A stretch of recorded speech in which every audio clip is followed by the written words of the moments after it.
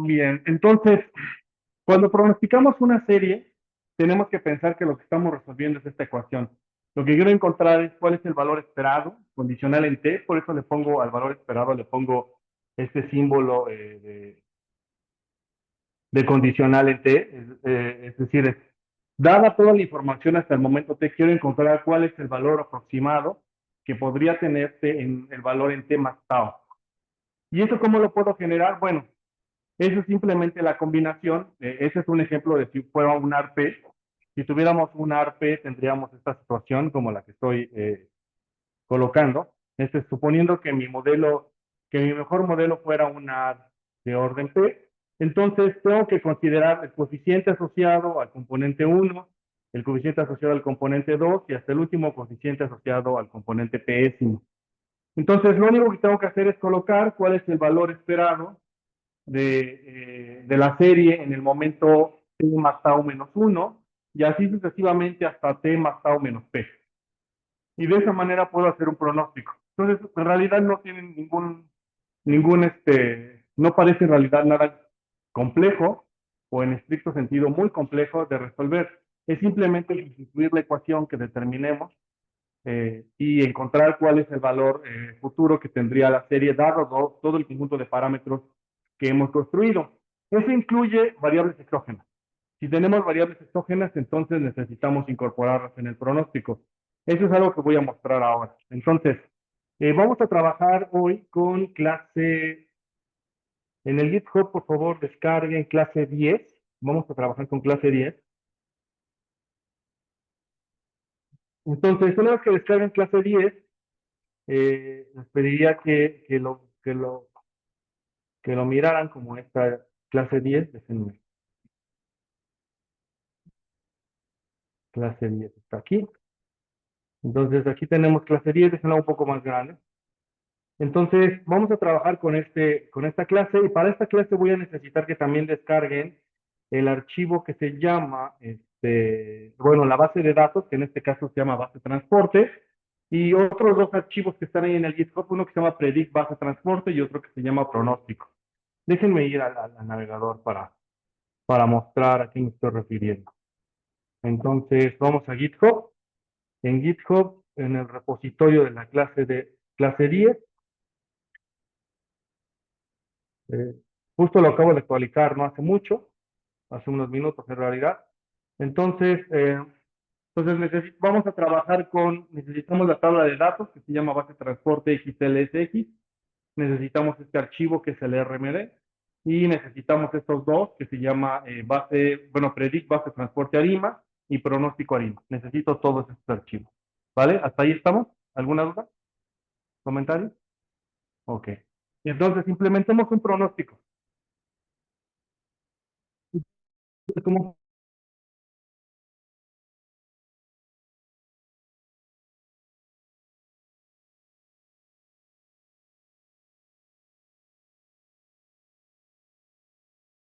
podemos decidir qué tipo de objeto vamos a modelar un animal? Eh, digamos del orden que nosotros querramos. Y normalmente será un ARIMA y normalmente D, casi estoy seguro que normalmente, dada el tipo de variables que nosotros utilizamos, D será igual a 1. Pero los otros dos son algo que tendremos que determinar. Entonces, utilizaremos un Animax porque seguramente vamos a incorporar variables exógenas, que es parte del ejercicio que quiero hacer ahora. Entonces, voy a abrir los archivos que tengo de tabla de datos para que los recordemos. Entonces, si abro la tabla de datos, voy a tener un archivo como el que les voy a mostrar ahora. Oh, ya se esto. Va, bien. Entonces, tendría yo un archivo como este. Lo voy a hacer un poco más grande.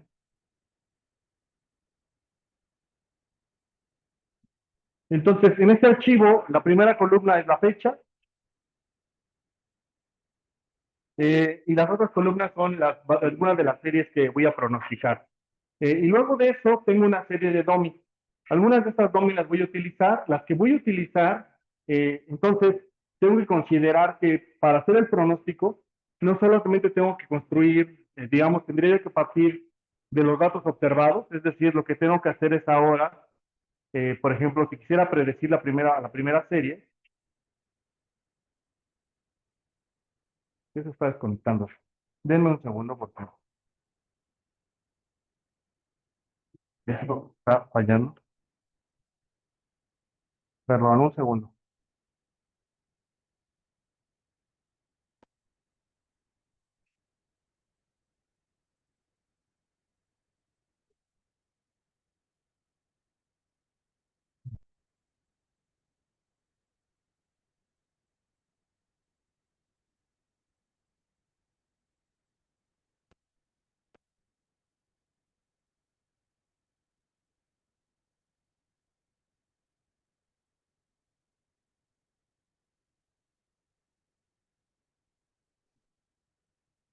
Ahí está.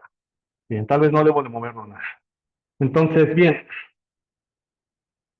ah, entonces, lo que tengo que hacer, supongamos que quisiera pronosticar la primera serie, ¿no? Entonces, lo que voy a hacer es empezar a rellenar valores aquí hacia adelante, pero un problema que seguramente empezarán a notar es que si hago ese, digamos, ese llenado de variables, estoy llenado únicamente utilizando la información de la misma serie, porque esto, la clase se llama series univariadas, entonces es información de la misma serie. Pero hay una cosa que no estoy incluyendo y que sí también es necesaria.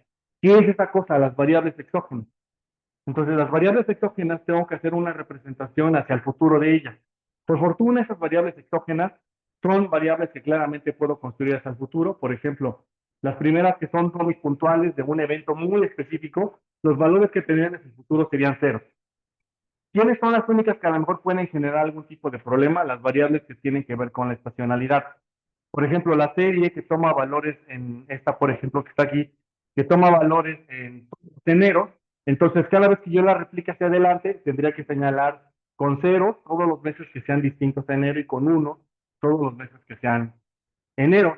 Entonces tengo que construir una, digamos, estas series que están aquí. Y esas series ya las construí y están, digamos, dentro del componente del dataset. Está en la tabla que se llama Predict Base a Transporte.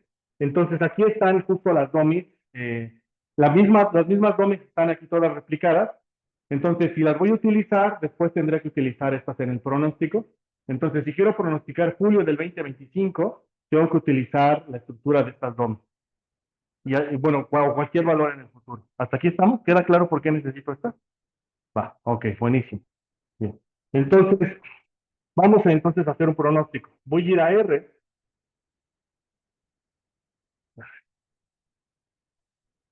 Voy a ir a R y vamos a trabajar con esta. Es un archivo que es bastante, digamos, conocido al menos, porque las dependencias son más o menos las mismas que ya hemos trabajado. Voy a leer la tabla de datos. Déjenme borrar mi Global Environment para que esté todo limpio. Voy a iniciar leyendo la tabla de datos. Y tengo mis datos que son los habituales. Mis datos llegan hasta junio del 2025, hasta junio de este año. Voy a convertir a serie de tiempo todas las series que tengo ahí incluidas. Bueno, en realidad nada más las series de pasajeros en vuelos nacionales y algunas dummies que voy a utilizar para modelar.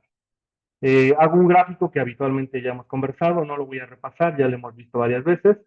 Y vamos a estimar un modelo, una ARIMA. Entonces voy a modelar la serie en diferencia. Si se acuerdan, la sesión pasada llegamos a que un óptimo podría ser un modelo 6.6, pero era más bien, a lo mejor habría que explorar más hacia abajo. Voy a asumir que de verdad es correcto el 6.6 y me voy a quedar únicamente con esta opción, considerando estas exógenas. Y lo voy a lanzar. Voy a generar la estimación y voy a imprimir simplemente los residuales. Y los residuales aquí están, de este ARIMA que modelé como un ARMA 6.6. Entonces vamos al pronóstico. ¿Cómo voy a hacer el pronóstico? Lo que voy a hacer en esta parte, pues voy a cargar la tabla de datos que es lo que completaría las dummies hacia el futuro. Entonces lo que voy a hacer es importar la tabla que se llama Predict Base Transporte. Vamos a importarlo y en realidad son puras dummies, pero estas inician justo en julio del 2025, que es el primer mes que necesitamos pronosticar. Y voy a pronosticar 24 meses, entonces aquí tengo 24 datos hacia adelante de estas series, ¿vale? ¿Hasta aquí alguna duda? ¿Vamos bien? Ok, vale, bien. Entonces, también estas dummies que están hacia que digamos que son variables que están hacia el futuro, las voy a convertir a series de tiempo, solamente que las voy a diferenciar de las anteriores dummies, porque les voy a poner una guión bajo F al final, pero, y bueno, inician en otro periodo. Estas series inician en 2025, todas inician en julio, ¿no? Entonces, es otro dato que estoy agregando al, al problema que voy a modelar ahora. Bien, entonces en teoría ya estoy listo porque lo que ya tengo un modelo, es una ARIMA 66, con un montón de exógenas, que son dummies que controlan algunos eventos que reconocí, como por ejemplo la pandemia, y algunas dummies que son estacionales. Ese es, digamos, en general mi modelo que tengo. Y además de que tengo ese modelo, ya también tengo un conjunto de dummies que puedo utilizar para pronosticar. ¿Cómo hago un forecast? Bueno, la manera que lo tengo que hacer es como está en la línea 206. En la línea 206 tengo la función que se llama predict. Entonces, la función predict solo necesita, bueno, necesita varios tipos, pero los principales sería el siguiente. Si su modelo no tuviera exógenas, aquí lo único que necesitaría es indicarle el modelo. Ahí, en ese objeto que se llama arima-xdlpax-2, ahí es donde guardé mi arima. Entonces, ahí necesito colocar un objeto que es una arima. Luego le tengo que poner cuántos periodos hacia adelante quiero pronosticar, que en este caso son 24, y le tengo que poner las nuevas exógenas. ¿Sí? Por eso las necesito y las pongo como, ese es el parámetro, se llama new rec, para indicar que son las nuevas variables exógenas y son todas estas dummies. Todas tienen que coincidir. Si incorporo en el ARIMA unas dummies, también tengo que coincidir estas mismas dummies en el pronóstico. ¿Vale? Es un poco como, creo que es más o menos intuitivo esa relación, pero espero que más o menos también a ustedes les quede clara la idea. Bien, entonces ejecutemos solamente esta línea para que veamos cuál es el resultado, solo la 206, y veamos aquí abajo qué es lo que resultaría. Me va a arrojar varios objetos. Lo primero que me va a arrojar es la predicción, y la predicción central, es decir, la media. Esta es la predicción del centro, es decir, la media que predice a partir de julio. Entonces, el primer dato predicho será en julio del 2025 y son 24 meses hacia adelante. Y luego, hacia abajo, me va a reportar el error estándar de la predicción. Entonces, generar la predicción más un error estándar. El error estándar se genera con un procedimiento de bootstrap. Este, y normalmente es importante graficarlo para hacerle, digamos, al lector, para transmitirle en qué rango es en el que estamos prediciendo nuestros datos. ¿Cuál es la regla que utilizaríamos? Es que todos sabemos normalmente que cualquier variable aleatoria, por la desigualdad de Chebyshev, es que si consideramos la media, si tomamos dos desviaciones estándar hacia la izquierda o dos desviaciones estándar hacia la derecha, estaríamos capturando más o menos el 95% de la muestra, ¿no? Entonces, de una distribución simétrica.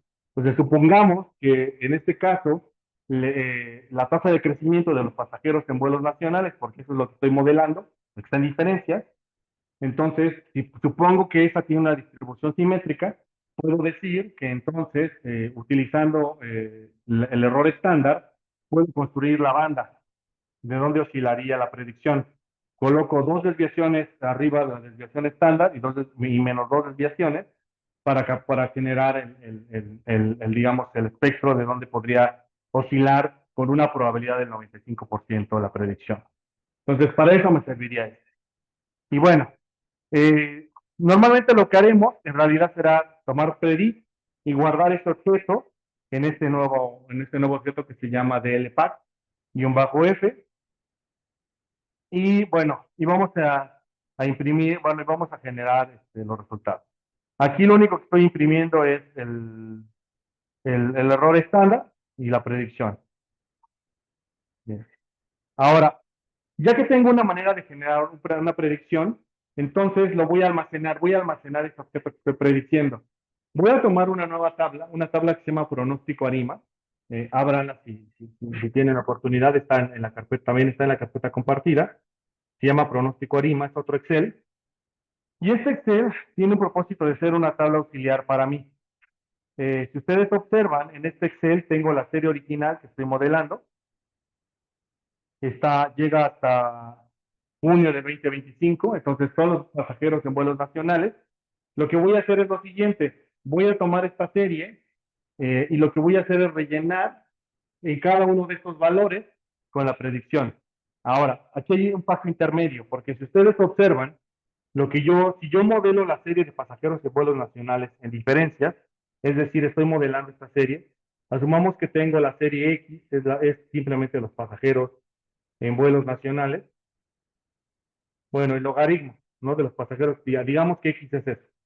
Entonces, como estoy modelando diferencias, entonces estoy modelando delta X, ¿no? Delta X subíndice T. Entonces, delta X subíndice T, ¿cómo se puede interpretar? Se puede interpretar como la tasa de crecimiento de los pasajeros en vuelos nacionales. ¿Están de acuerdo? ¿Está aquí? Entonces, en la realidad lo que modelé fue la tasa de crecimiento. Entonces, la serie de pasajeros en vuelos nacionales. Entonces, ¿cómo reconstruyo la serie original a partir de la tasa de crecimiento? Bueno, es muy sencillo, porque la manera en que tendría que reconstruirlo, ya que el predict ya pudo hacer la predicción, es decir, ya tengo delta xt más 1, ya tengo delta xt más 2, y así tengo delta xt, delta xt más 24. Tengo, digamos, 24 tasas de crecimiento. La primera tasa de crecimiento sería mi pronóstico de cuánto crecería el transporte aéreo de 2025 junio a 2025 julio. La segunda tasa de crecimiento sería cuánto crecería de julio a agosto y así sucesivamente. Entonces, ¿cómo reconstruyo la serie original? Porque a mí me interesan los pasajeros en vuelos nacionales. Bueno, la manera en que lo puedo reconstruir es asumir que cada una de deltas X es una tasa de crecimiento. Entonces, los pasajeros en vuelos nacionales, justamente en el momento T más 1, sería igual a quién? A los pasajeros en vuelos nacionales, 1 más delta XT, XT más 1. ¿Están de acuerdo?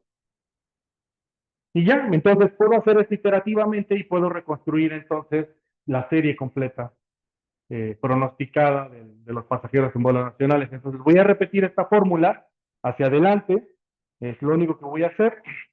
Entonces voy a R. Lo primero que voy a hacer entonces es importar la tabla que se llama pronóstico ARIMA y luego simplemente voy a duplicar, digamos, las columnas por un tema de visualización, porque quiero que se visualicen de dos colores distintos, el pronóstico y la serie. Entonces voy a encimar dos gráficos. Entonces por eso digamos, creando dos columnas que se llaman, que tienen la misma información. Por ejemplo, ejecutemos tal cual las primeras dos líneas, línea por línea, y veamos cómo se ve pronóstico ARIMA. Entonces, veamos de view, uy, view, pronóstico ARIMA. Entonces, lo único que estoy haciendo es replicar la misma serie, pero voy a generar una serie que va a ser un poco más larga. Déjenme, llego hasta el final. Aquí está. Entonces, lo único que hice fue replicar la misma serie. Las dos columnas contienen lo mismo. Pero noten que a propósito le dije a R que la serie no se detenía en junio, sino que se detenía hasta 24 periodos adelante. ¿Cómo logré eso? La manera en que lo logré fue que le dije que cuando lo importara, de hecho en la tabla original de Excel, ustedes la observan, está hueco toda esta información, ¿no? Entonces cuando se rellena como NA. Por eso, y lo voy a rellenar cada uno de esos NA con información. Entonces, voy a hacer esto es un for. Entonces, ¿por qué es un for? Porque voy a repetir 24 veces la misma fórmula. Solamente va a variar aquí en la tasa de crecimiento. Entonces, le digo, para cada uno de los elementos que está entre 1 y 24, quiero que repitas la siguiente fórmula. Y la fórmula es la siguiente. Quiero que en la posición en la que estés, no tenés la posición 306 más i. Si i vale 1, ¿en dónde estaría? En la posición 306. Me voy aquí a mi tabla, la posición 306 es esta posición, pero más 1 sería justamente esta celda. la siguiente celda, ¿no? Esta celda, que sería la que estoy subrayando. Esa es la posición 306 más 1, o 307, ¿no? Pero una vez que estoy ahí en esta celda, entonces en esta celda quiero que asignes los siguientes presiones. Tomes justo el valor que está en 306 más 1 menos 1, es decir, toma el 306 y aplica la fórmula. Ya sabemos cuál es la fórmula. 1 más la predicción de la tasa de crecimiento, tal cual. Y esto lo tiene que hacer 24 veces. Y quiero que lo ejecute y vamos a ver. Entonces, listo, y aquí está la predicción. Vamos a ver cómo se ve mi predicción. Entonces, aquí lo que tengo, ya tengo relleno, entonces, mi predicción. En la columna, la primera columna tiene la información original y la segunda columna es la predicción de 24 periodos hacia adelante. ¿Vale? Bien, ¿hasta aquí alguna duda? Ok. Vayamos entonces a R. Una vez que tengo la predicción, entonces puedo hacer un gráfico. Y mi gráfico va a ser muy sencillo. Es simplemente voy a tomar mi tabla que se llama pronósticos ARIMA y quiero que grafique el periodo y voy a agregar dos gráficas. La primera gráfica va a ser el pronóstico y la segunda gráfica va a ser los valores originales. Los voy a cambiar de color simplemente para que se distingan uno de otro y los demás ya lo conocemos, simplemente son los mismos outputs, los mismos inputs, perdón. Entonces, aquí tengo la predicción de mis pasajeros en vuelos nacionales de transporte aéreo. Entonces, lo que yo estoy diciendo es que básicamente el transporte aéreo tendrá esta trayectoria. Lo cual más o menos, noten que sí captura justamente la oscilación que trae la historia, porque una de las cosas que sí estamos controlando es la estacionalidad, ¿no? Entonces, la variación de esos picos más o menos lo replica. Sobre todo se nota más en los picos de caída. Estos son los que son constantes, se replican bastante bien. Los de subida no tanto, como que los de subida sí han cambiado un poco a lo largo de la historia y sobre todo después de COVID. Ahí parece que hay un tema de que no estamos prediciendo bastante bien las subidas, pero diríamos que esa podría ser una trayectoria más o menos justificable del transporte aéreo. ¿Vale? ¿Dudas?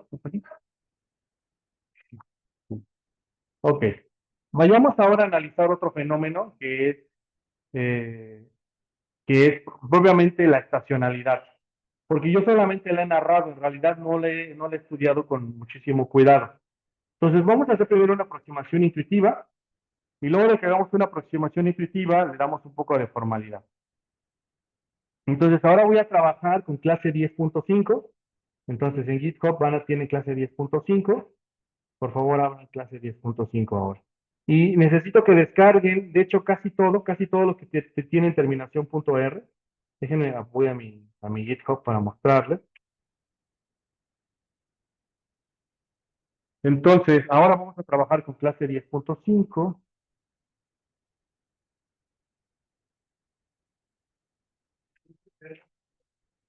No, necesitamos varias cosas de aquí. Necesitamos la base de transporte, bueno, la base ya la tienen descargada, el RMD, y vamos a trabajar ahora con LAGOP Arima y LAGOP Tarima, y con el calculador, o con las dos rutinas que calculan las raíces del polinomio característico y con el graficador. Necesito de hecho, estos 5 archivos finales que tienen terminación .r, los 5 los van a necesitar, ¿vale? Bien, de hecho, este ejercicio conjuga todo, o sea, con todo lo que hemos hecho hasta ahora en el curso.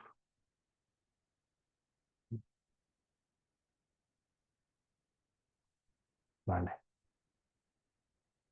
Bien, ¿cómo va con esto? ¿Están bien? Ok. Entonces, vayamos a R.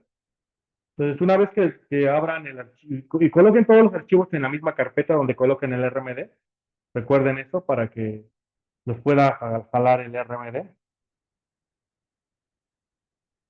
Entonces, vamos entonces 10.5, clase 10.5. Déjenme limpio el Global Environment.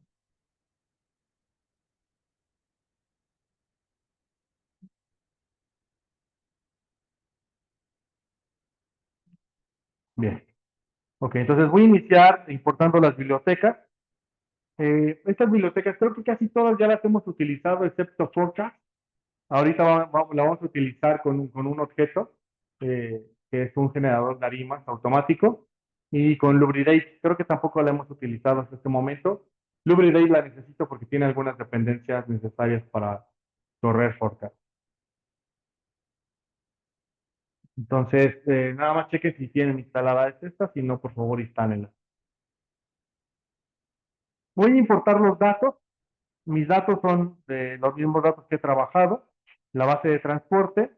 Voy a importar ahora todas las rutinas para calcular las raíces del polinomio característico.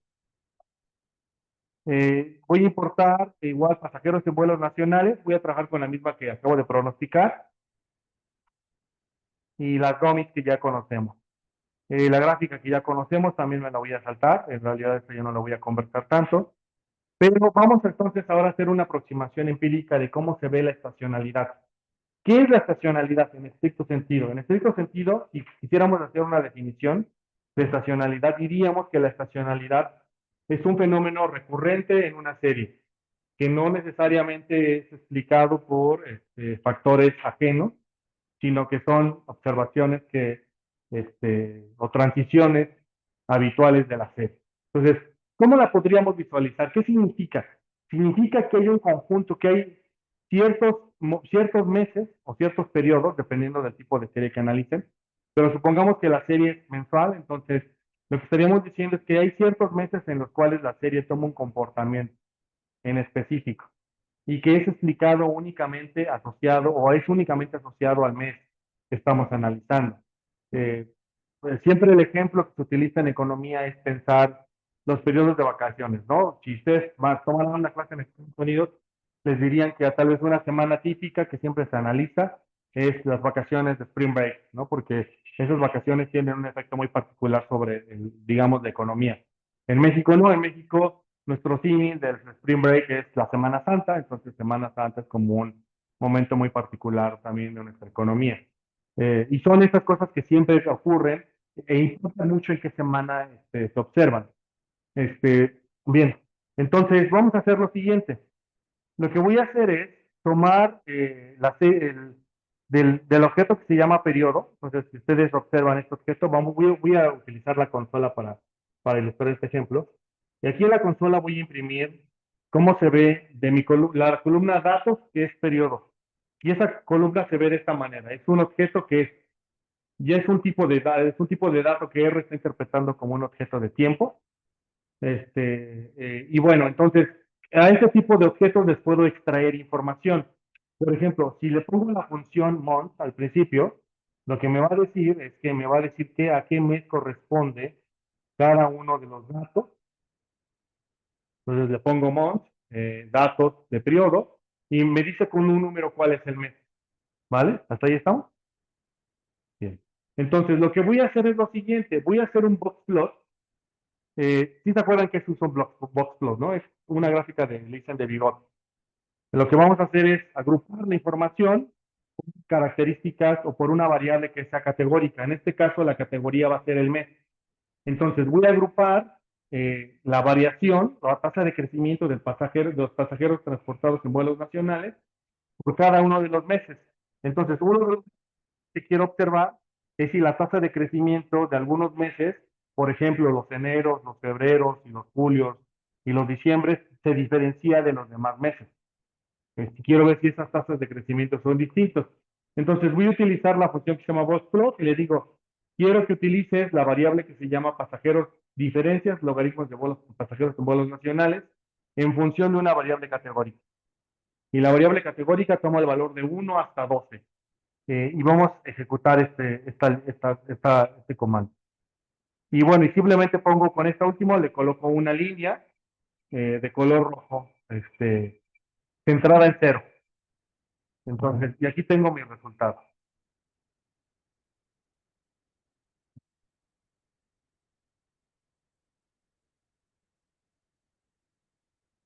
Y justamente lo que estoy observando aquí es que ocurre lo que yo había pensado, que de verdad ahí esta serie debe de tener un componente estacional, porque resulta ser que si yo miro, si agrupo por mes, que en el eje X cada uno de los valores es un mes, observen por ejemplo que los meses 1 y 2, en general, son tasas de crecimiento que están por debajo del 0.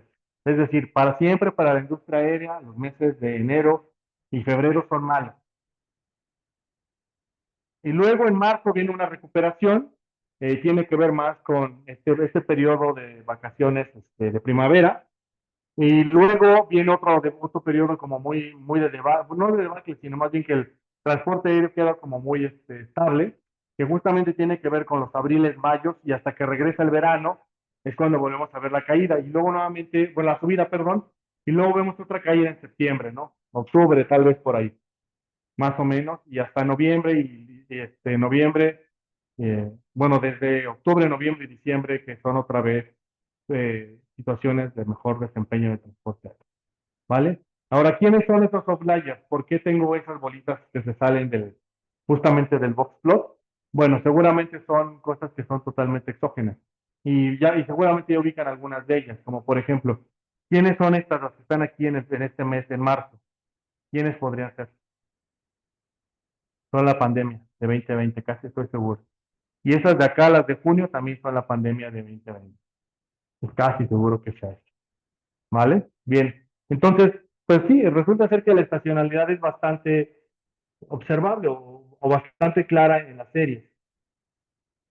Bien, ahora, ¿qué pasaría si miro si tomo esta serie que construí arriba, esta que se llama DL Pax, en vuelos nacionales, guión bajo S. Vamos a ver arriba cómo construí esa serie, porque esa serie no necesito que la miremos un poco cómo se construyó.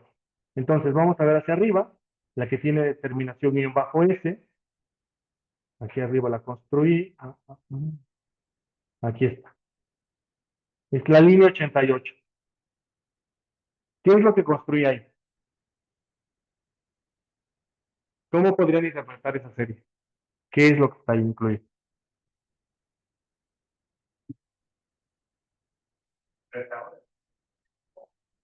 Sí, es la diferencia de la serie, pero comparada con quién. Pero con el mes equivalente, ¿no?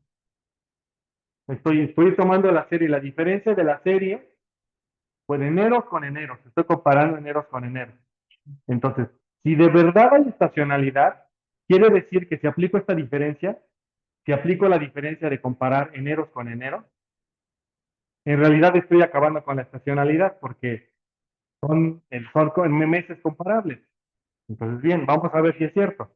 Si hago el gráfico, el mismo gráfico de Boxplot, pero comparando meses con meses equivalentes, pues resulta ser que sí, la estacionalidad se elimina. Entonces, una de las cosas que entonces ocurre es que entonces uno se puede dar cuenta que hay un tipo de modelo que puedes utilizar para eliminar la estacionalidad. Entonces, un tipo de polinomio. Entonces, déjenme voy a mi pizarra. ¿Cómo sería ese polinomio? Es un polinomio que en realidad a lo mejor no es tan obvio cómo se construye, pero seguramente podrían llegar a él con un poco. Lo que sabemos es que cuando decidimos que delta XT, definimos a delta XT como XT menos XT menos 1. ¿Sí? Y en su equivalente polinomio, era XT menos LXT. Entonces, su representación del polinomio de este es 1 menos L, que multiplica a XT. Entonces, esto que está aquí es el polinomio asociado a la serie en diferencias. ¿Vale? Entonces, si se dan cuenta, la serie en diferencias también tiene un polinomio asociado.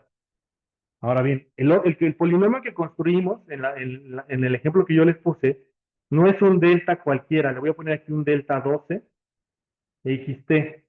Y esto lo que quiere decir es que estoy comparando la serie hoy con la serie 12 periodos atrás. Entonces, ¿esto cómo se vería? Se vería como X en T menos L elevado a la 12 por X en T. Y esto sería igual a 1 menos L elevado a la 12 por X en T. Entonces, también tiene un polinomio asociado, pero su polinomio, su L distinta, tiene una potencia distinta de 1, tiene una potencia elevada a las 2. Entonces, este tipo de polinomios que están aquí, lo que me sirven es que, lo que me están diciendo es que entonces hay una manera de eliminar la estacionalidad, que no necesariamente tiene que ver con colocar domi. De hecho, puedo eliminar la estacionalidad si tomara la diferencia con los meses equivalentes, pero del año anterior o del periodo equivalente anterior. Si mi información es anual, bueno, y a lo mejor no hay estacionalidad, pero en todos los meses, que todas las series que son intraanuales, sí son estacionalidad. Entonces, a veces lo que me gustaría es, si estoy modelando el PIB trimestral, tengo que comparar el PIB del trimestre 1 con el PIB del trimestre 1 del año anterior, ¿no? Y así sucesivamente. Entonces, bien, entonces ya está. Entonces resulta ser que hay polinomios que puedo utilizar. Bien, y esos polinomios que puedo utilizar tienen una expresión. De hecho, a esta voy a regresar un poco más la siguiente sesión. Este es un polinomio que debería describir todos los posibles escenarios de estacionalidad. Si notan a estos amigos que están aquí, seguramente ya ahora les hace mucho sentido porque hay alguien que supuestamente es un polinomio que está elevado a la S, ¿no? ¿Por qué? Porque quiere decir que este polinomio lo que está controlando es algo muy parecido a este amigo que tengo aquí. Entonces, si la serie es mensual, entonces SS va a ser 12. ¿Vale? Y luego estos de acá, este otro polinomio, el que sigue, ya es más conocido, porque depende, si yo estoy modelando un autorregresivo del orden que esté, en este caso un ARP, ese es su polinomio. Pero puedo también utilizar otro tipo de especificaciones. Entonces, esta ecuación que está aquí es como una ecuación generalista que dice todos los posibles casos en los que puedes modelar estacionalidad es así. Ya sea que la modeles de manera directa, como en esta ecuación que les puse ahí arriba, o decidas modelarla a través de sus diferencias, de sus segundas diferencias, de sus terceras diferencias. No importa. Eso dónde está considerado. ¿Cuáles diferencias estoy tomando? Está considerado. Entonces, esta ecuación, voy a regresar a ella la siguiente sesión, pero esta ecuación da pie a un tipo de modelo muy particular que se utiliza para desestacionalizar series. Quien creó el modelo o hizo como la generalización, más bien la convención que utilizamos de forma habitual, al menos en esta parte del planeta, es el Buró de Estados Unidos, el Buró del Censo de Estados Unidos. Hay un modelo que se llama X11, que es como el abuelito de estos modelos, pero voy a regresar a ellos en la siguiente sesión, y digamos el modelo más moderno es un X13, pero es básicamente esta especificación, esta cuestión que tengo aquí. Vale, bien, voy a regresar a ello. Entonces, a lo que quiero hacer ahora es como seguir con la parte intuitiva del análisis de la estacionalidad. Entonces me voy a regresar a R. Sí. ¿Qué diferencia por ser eliminar las probabilidades de este método? Por ejemplo, si son vuelos, hacer una suma de las pruebas actuales para tocar el daño, para el daño. Sí, porque no, más que diferencia, importa lo que más bien aquí lo que va a tomar, la manera que puedes tomar la decisión de cuál utilizas, es qué quieres explicar. Por ejemplo, si yo quisiera explicar la trayectoria promedio de los vuelos, utilizaría un modelo como en la ecuación que les mostré que elimina la estacionalidad. Porque yo solo quiero hacer una predicción hacia el futuro de cuál sería el promedio de vuelo, ¿no? Pero si soy alguien de la industria, a lo mejor a mí sí me interesa saber en promedio cuánto cae el transporte aéreo en enero y febrero. Porque a lo mejor yo soy el que hace, por ejemplo, no sé, el budget de la empresa, ¿no? Entonces a mí sí me importa saber si en enero y febrero no me va a alcanzar para la nómina. Entonces necesito saber si en enero y febrero se cae en promedio 30% del transporte aéreo, pues tengo que hacer todo el año la planeación para que en enero y febrero pueda pagar sueldo, por decirte algo. Entonces depende cuál es lo que quieres, lo que quieras modelar, ¿no? Si no te importa, y eso le pasa mucho, por ejemplo, los que hacen macro, a veces sí suelen como agarrar y estaciones, listan todas las series porque no les importa de esos pequeños detalles, les importa la trayectoria final, el promedio, ¿no? Cómo se ve el proceso suavizado. Pero ya cuando ustedes trabajen en empresas se van a dar cuenta que no, que ya cuando estás en un nivel micro de empresa, sí importan esos detalles, esas sutilezas de las variaciones, ¿no? ¿Vale? Bien. Hola. Bien, entonces veamos simplemente muy rápido cómo se ven nuestros. Esas serían bueno, las dos series que ya conocemos. Voy a utilizar ahora dos dos métodos para determinar cuál es un ARIMA óptimo en este caso. Voy a utilizar un ARIMA que ya conocemos, el que hemos utilizado siempre, el que utiliza exógenas, pero este de aquí abajo es un aporte adicional que construyó Mar, que es el mismo que de arriba, salvo por la que ahora este sí va a modelar por estacionalidad. Entonces, esa es la sutileza, digamos, la sutileza en en estos dos modelos que vamos a implementar. Entonces, probemos, por ejemplo, qué pasaría si utilizo un modelo controlando la estacionalidad como lo había venido haciendo, con este tipo de especificaciones. Y bueno, y dejémoslo correr. Entonces ya, y este modelo dice que es un 6.6 y no necesariamente es que sea el óptimo, sino es que hasta ahí llegó, debería tal vez continuar más hacia abajo. Pero ¿qué pasaría si yo ocupo un modelo que sí controla, bueno, aquí puedo graficar los resultados, eh, el modelo, las raíces del polinomio característico, las series, la función de autocorrelación parcial y los residuales. Bien, pero ¿qué pasa si quiero implementar un SARIMA? Si quiero implementar un SARIMA, la manera en que tengo que hacerlo es la siguiente. Le tengo que decir quiénes son las DOMIs, te las tengo que decir de esta manera. Solo le tengo que decir un pequeño pedacito del comportamiento de DOMI. En este caso, lo único que voy a hacer es, por ejemplo, voy a tomar la DOMI que se llama la DOMI de marzo 2020 y quiero que tome los valores que van de 1 hasta 12. Y lo único que estoy haciendo es como generar una DOMI que es como el equivalente de, de estacionalidad para este modelo. Y lo voy a meter aquí. Noten que cuáles son las cosas que cambian. Cambian que ahora tengo no solamente un óptimo, un máximo para el ARIMA, sino también tengo un máximo para las veces que voy a diferenciar la serie. En este caso, arbitrariamente estoy poniendo un P y un Q de esos valores, porque lo único que quiero hacer es compararlos. Quiero que vean cómo se compararía uno de estos modelos y vamos a dejarlo que se ejecute. Esto sí se va a tardar un poquito más, entonces vamos a dejar, déjenlo ahí que se ejecute un rato. Este,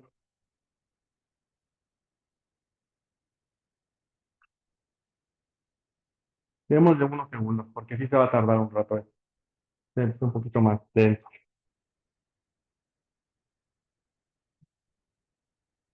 De hecho, ahí sigue trabajando. Ya acabó el primero, la primera rutina hizo el modelo. ¿Cuál es la diferencia entre esta rutina y la siguiente? Es que en este está considerando que no hay exógenas y en el siguiente se incorpora exógenas.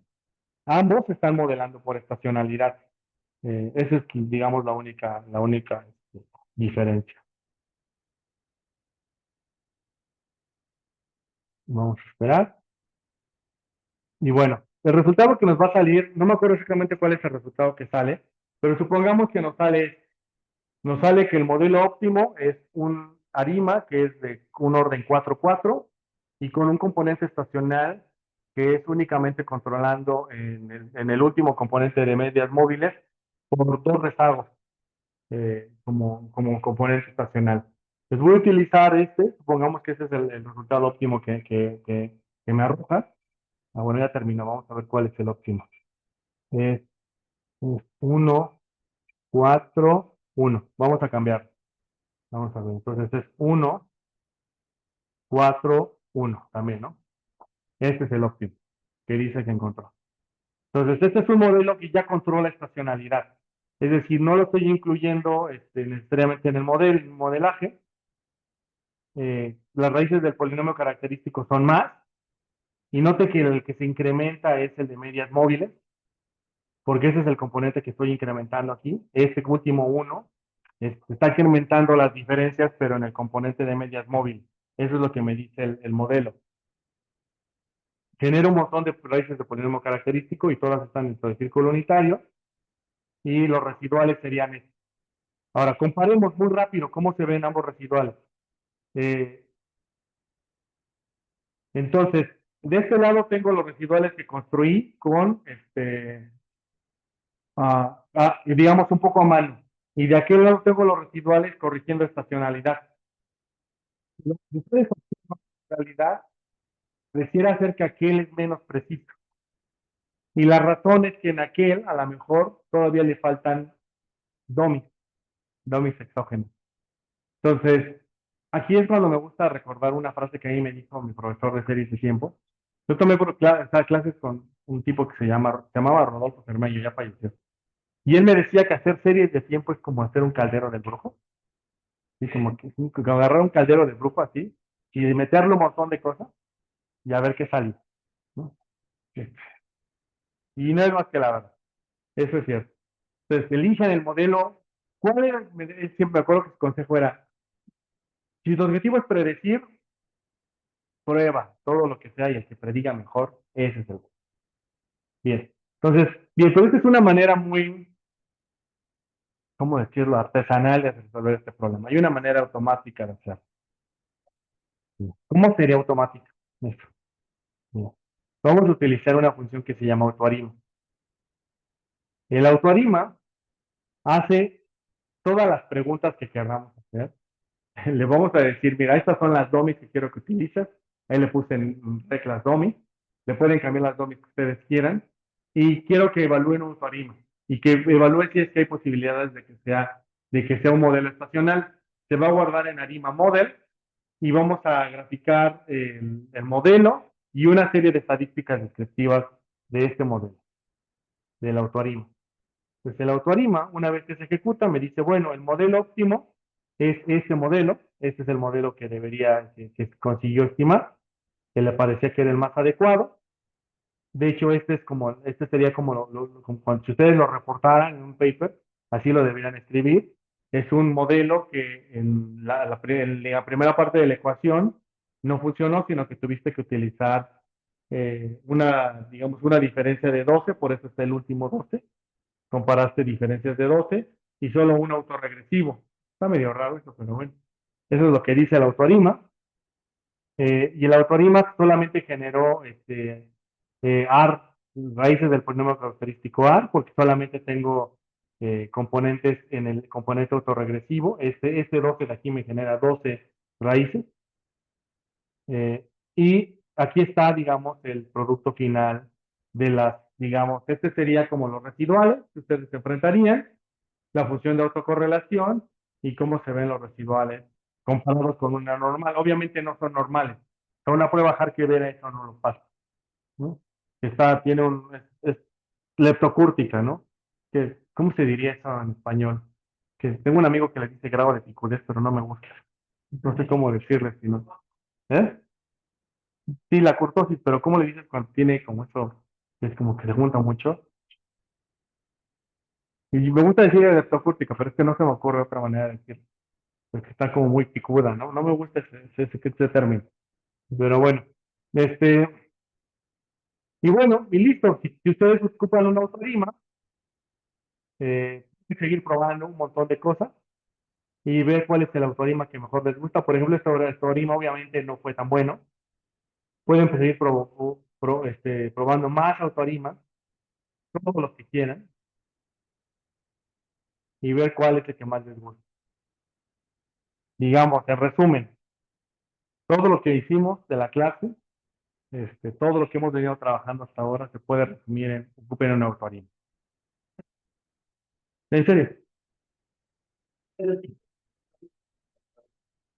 Este es el resultado óptimo, considerando los factores que tú le pongas. Salud. Sí. Bueno, a mí no me gusta utilizar a veces el autoarima porque me gusta más utilizar como mi feeling del problema. Como lo que les decía, ¿no? Porque el problema del autoarima es que el autoarima optimiza y decide cuáles son los rezagos óptimos para eliminar, por ejemplo, estacionalidad. Yo a lo mejor lo que quiero es ocupar domis para que me diga el modelo qué tan variante es la estacionalidad. Entonces, esto tal vez el autorismo no lo pueda resolver, ¿no? Tiene un enfoque más, sí, exacto, de predicción dentro de la muestra. Ujú. Sí, por ahí iba a hacer una pregunta. Sí, para películas gráficas, como saber cómo el color más atractivo, color llamativo, que se puede ver como de manera manual, de manera que no entorpezca el cálculo o manera de personalizar el color ya sea de los ojos, de la línea. Ese es un gran tema, pero ese es un problema más bien de R, porque en las gráficos, los módulos de gráficos que tenemos aquí, que son automáticos, tienen por default cargado, y lo único que puedes modificar es justamente lo que acabas de decir, líneas, puntos y colores. Eso es todo lo que puedes modificar. Ahora, si tú quieres hacer una personalización del objeto, entonces tienes que trabajar propiamente, por ejemplo, este es Arima. Tienes que extraer de aquí la información. Eh, vamos, ¿cómo sabes qué información tiene ese Arima? Bueno, le pones name y pones el objeto y te va a listar todas las cosas que tiene ese autoarima. Entonces, ese autoarima, ¿cómo puedes acceder, por ejemplo, a los residuales? Te dice que los residuales se llaman residuals. Entonces, lo único que tienes que hacer es lo siguiente, es escribes el nombre del modelo, pones, por ejemplo, residual, y aquí ya sabes que están los residuales. Estos son. Entonces, ya con esto tú ya sabes que este lo puedes graficar con otra herramienta. ¿Como qué otra herramienta hay? Hay muchas herramientas. Por ejemplo, hay Plotly, que es como más una visualización más interactiva, o HighChart. Entonces, esa es la manera en que yo te diría que lo modificara. Ahora, si tú quieres utilizar una herramienta, hay muchas herramientas, pero hay una que me gusta a mí mucho particularmente. Y ahora se las muestro. Sí, bueno, eh, eh, eh, no sé si queremos de línea, Ujú. estaba modelos de la para los diferentes nacionalidades por tener. Ok. Y traté de darle una gráficas, pero noté que a pesar de que estaba el fondo de tal color, la línea, tal color, y cada uno de los detalles, en el momento que cogí el código, como usted menciona, el automático lo rebotaba, y nada más se agarraba una capa de color, no agarraba toda la ahí sí, va orientado. Esta herramienta me gusta mucho porque, por ejemplo, si tú quieres hacer una gráfica, tú le puedes preguntar, ¿no? Por ejemplo, pues explora, ¿no? ¿Qué tipo de gráfica? Imagínate que quieres hacer un histograma. Y depende de qué lo quieras programar. Lo quieres programar en R, en Python, en D3 o en React, ¿no? Entonces, en R. ¿Sí? Si lo quieres en R, te dice, bueno, aquí tengo una serie de templates, ¿no? ¿Quieres que sea algo estático como esto o quieres que sea algo interactivo? Los base R son estos son los base R, y estos son de acá arriba, son como ggplot, que son los tradicionales, ¿no? Que tú harías. También te puede ofrecer otros gráficos. eh,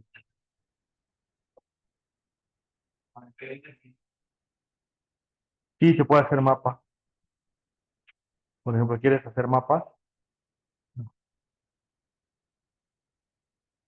Pero Plugin también se puede utilizar en R. Sí. HighChat también, que es la otra interacción. Mapas, ¿no? Mapas, déjame ver, por aquí hay mapas. No, mapas, por ejemplo, ¿no? Todos los mapas están, digamos, están previamente, hay muchas fuentes de mapas en línea. Tú puedes utilizar un mapa, por ejemplo, vamos a utilizar un mapa base. Por ejemplo, y tú lo puedes delimitar en qué región quieres que se muestre. O este es un OpenStreetMap. Entonces, por ejemplo, tú ves este OpenStreetMap y te va a aparecer, por ejemplo, este es en R, mira, así lo puedes crear. Le das, necesitas esta biblioteca, aquí está el data, le dices, bueno, este es el donde quiero ubicar el mapa, esas coordenadas, ¿cómo las determinas? Muy fácil, entras a Google Maps y ubicas las coordenadas de la Ciudad de México. Por ejemplo, no sé, por ejemplo, posicionate en cualquier parte, dale clic en cualquier parte del mapa y aquí abajo te van a aparecer las coordenadas. Pues lo único que necesitas es cambiar esas coordenadas por las que te aparecen. Y that's all. Vas a centrar el mapa justamente en la Ciudad de México. Sí,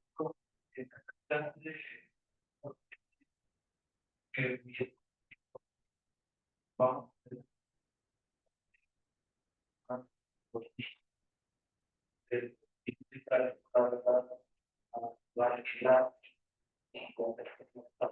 Ya. Bajo y me encargué que esta parte automática con cada como que enlazarlo para que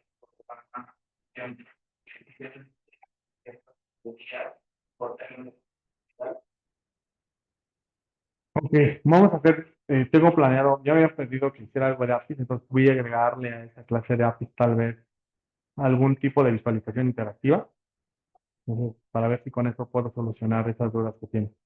¿Sí? hablando de datos, pero hablando de el momento que corre. No, también lo puede hacer en tiempo real. Bueno, es que no sé a qué te refieres en tiempo real. Porque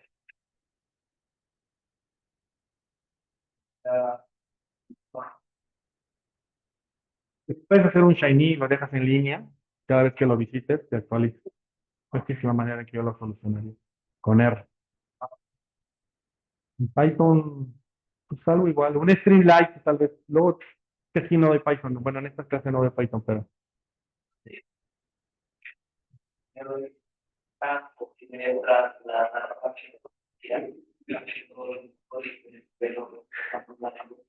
Claro.